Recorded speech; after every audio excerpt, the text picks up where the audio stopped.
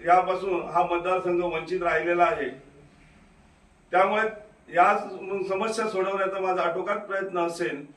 त्याचप्रमाणे सरकारच्या ज्या विविध योजना आहेत त्या योजना लोकांपर्यंत, माझ्या मतदारांपर्यंत पोहोचवण्यासाठी मी आटोकाट प्रयत्न करणार आहे।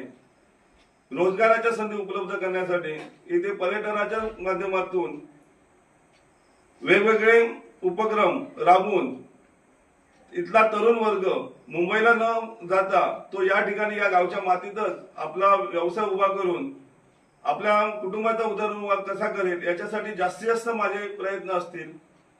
रस्ते पाणी वाहतूक, रस्ते पाणी किंवा आरोग्य हे प्रत्येक सरकारचं कर्तव्य आहे आणि ते त्या कर्तव्य करत असताना काही अडचणी येतात, त्या दृष्टिकोनातून लक्ष घालणं हे माझं आद्य कर्तव्य असेल।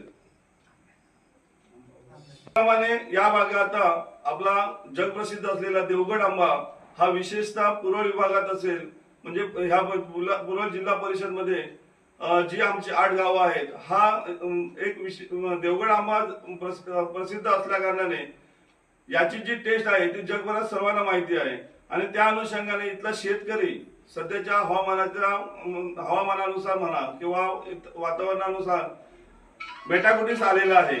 तर शेतकऱ्यांचे जे प्रश्न आहेत, आंबा बागायतदारांचे प्रश्न, ते जिल्हा पातळीवर मांडण्याचे आटोकाट प्रयत्न करेन। कारण सध्याची परिस्थिती बघता आंबा हा शेतकऱ्याला परवडण्याचा झालेला आहे, उत्पादन करणं परवडण्याचं झालेलं आहे।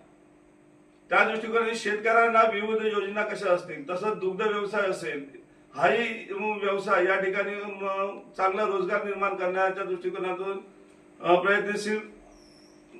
प्रयत्नशील असू। त्याचप्रमाणे आमच्या या भागातील आंबा बागायतदार आहेत, या आंबा बागायतदारांना त्यांच्या ज्या वेगवेगळ्या योजना आहेत, इन्शुरन्सचा भाग एक इथे रखडलेला आहे, कारण त्या दृष्टिकोन कंपन्यांचा फार मोठं आमच्याकडे दुर्लक्ष होतं। शेतकरी इन्शुरन्स काढतात, विमा काढतात, पण विमा कंपन्याकडून पूर्णपणे आमच्या शेतकऱ्यांच्या तोंडाला पानं पुसली जातात। त्यासाठी सुद्धा, तसेच मच्छीमार व्यावसायिक आहेत त्यांच्यासाठी सुद्धा आम्ही शासन दरबारी वेळोवेळी आवाज उठवण्याचा मी प्रयत्न करेन। त्याचप्रमाणे उन्हाळ्याच्या दिवसात पाण्याची समस्या फार मोठी भेडसावत असते आणि पाण्याचा विषय सुद्धा मार्गी लावण्यासाठी आमचे प्रयत्न असतील।